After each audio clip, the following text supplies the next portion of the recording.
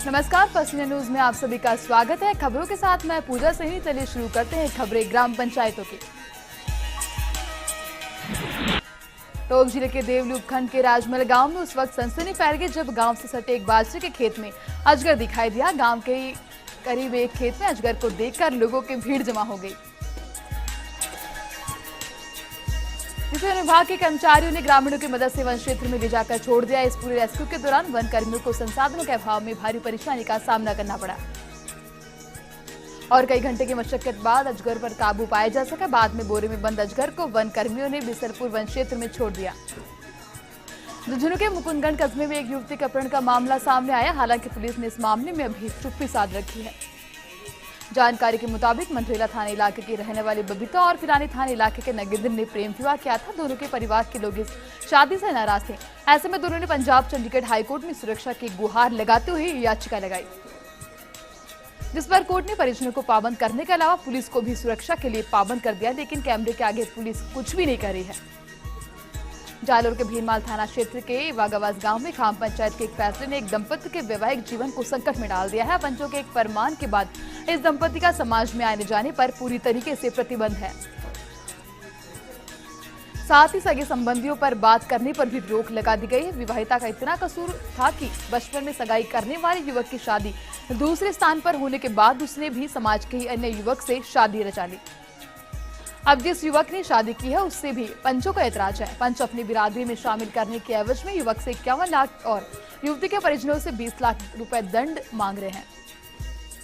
काफी अनुनय विनय करने के बाद भी समाज के स्वयंभू पंच उनकी बात सुनने को तैयार नहीं। आखिर में दंपति के पुलिस में शरण लेने पर 7 नामजद समेत अन्य लोगों के खिलाफ मुकदमा दर्ज किया गया। अलवर जिले रामगढ़ क्षेत्र के अंतर्गत अलवर मथुरा रेलवे लाइन पर रामगढ़ रेलवे स्टेशन के पास मानव रहित फाटक संख्या 85 को रेलवे अधिकारियों ने अवरोधक लगाकर बंद कर दिया, जिससे जाडोली गांव की 2500 आबादी का संपर्क उपखंड मुख्यालय समेत सभी गांवों से टूट गया है। इसके विरोध में ग्रामीण रेलवे ट्रैक पर जमा होकर इन्होंने विरोध किया। सूचना के बाद रेलवे के अधिकारी मौके पर पहुंचे और समझाइश कर ट्रक को खाली करवाया। सवाईमाधोपुर जिले के गंगापुर सिटी उपखंड के गावड़ी कला गांव में मोतीसागर तालाब में कल नहाने के दौरान पानी में डूबे 2 युवकों के शव गहन रेस्क्यू के बाद पानी से निकाल लिए गए हैं। मृतक गौरव का शव कल शाम को ही मिल गया था। दूसरे युवक लाखन मीणा का शव आज सुबह बरामद किया गया। दोनों चचेरे भाई गौरव मीणा और लाखन मीणा नहाने के लिए जैसे ही मोतीसागर तालाब के तेज बहाव वाले पानी में उतरे थे तो वे डूब गए थे। आपको बता दें, एक भाई को बचाने के चक्कर में दूसरा युवक भी उसने खूब कोशिश की। ऐसे में वो भी हादसे का शिकार हो गया।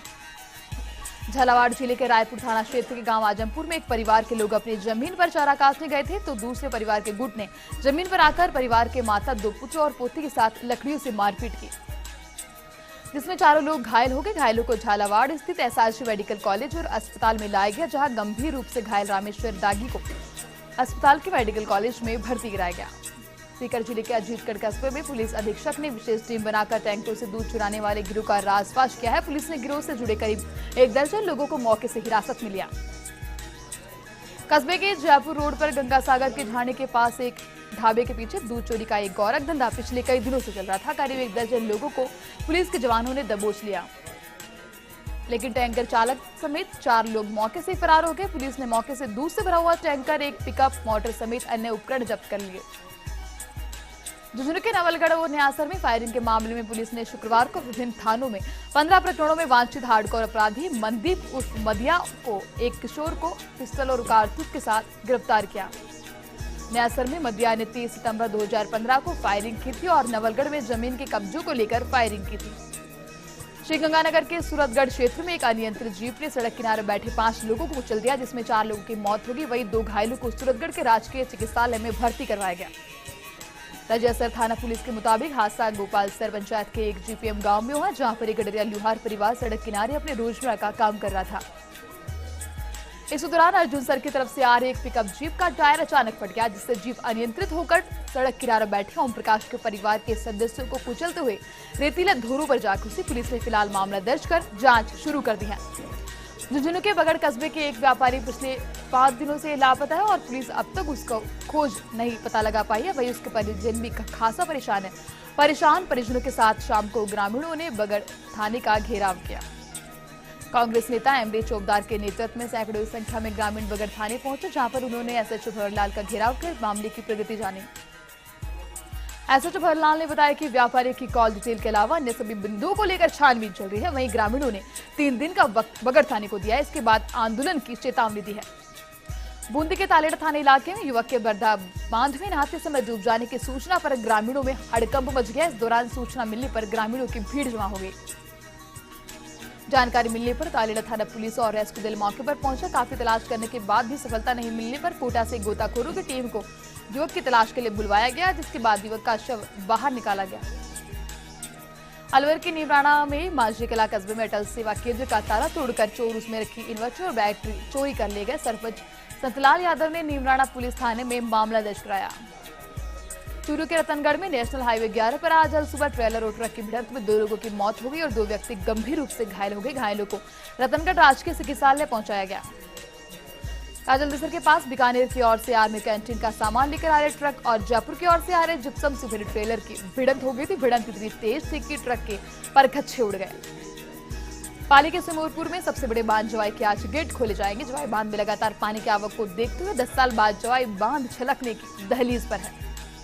जवाई में वर्तमान में 58.90 फीट पानी आ चुका है। बांध को ओवरफ्लो होने के लिए खाली 2.35 फीट पानी ही चाहिए, जबकि जवाई का सहायक से बांध पहले से ही ओवरफ्लो चल रहा है।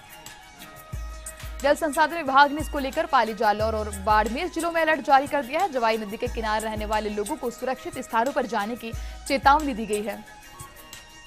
कोटा के उन्हाड़ी इलाके से बरधा डैम पर अपने दोस्त के साथ पिकनिक मनाने गया युवक गुरप्रीत पानी के तेज बहाव में बह गया और फिर ओझल हो गया, जिसके साथी ने मदद के लिए गुहार लगाई, लेकिन तब तक गुरप्रीत पानी में डूब चुका था।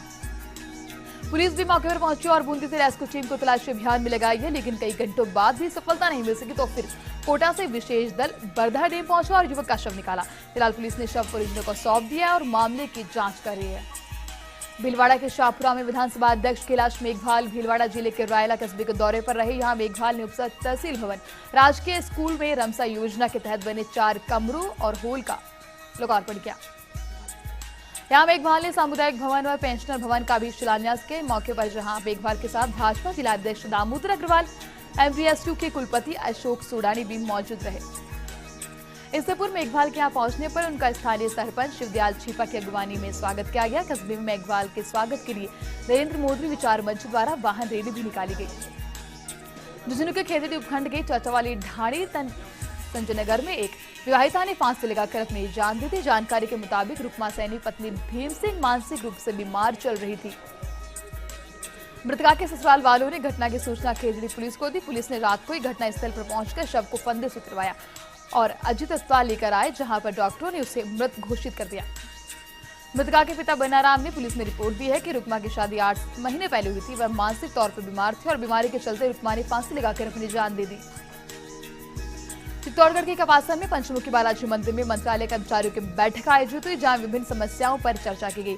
इसके साथ ही महासंघ के आह्वान पर जयपुर में होने वाली रैली को भी रूपरेखा तैयार की गई। भीलवाड़ा के मांडल में तहसीलदार और नायब तहसीलदार के पद खाली है, जिसके चलते जाति आय मूल निवास प्रमाण पत्र बनवाने में स्टूडेंट्स को काफी परेशानियों का सामना करना पड़ रहा है। और इसके साथ ही पद रिक्त होने के कारण आमजन के साथ ही राजस्व के कार्यों को करवाने में भी भारी परेशानी हो रही है। सीकर के धोद में जगह जगह से टूटी सड़क की मरम्मत के लिए धोद पंचायत समिति में बैठक हुई, जिसमें सीकर धोद सड़क मार्ग को शीघ्र ठीक कराए जाने का फैसला लिया गया है। सीकर के पिपराली में राजकीय पशु चिकित्सालय में चिकित्सकों की कमी शीघ्र ही दूर होगी। या लंबे समय से चिकित्सकों की कमी थी, जिसके कारण लोगों में काफी गुस्सा था।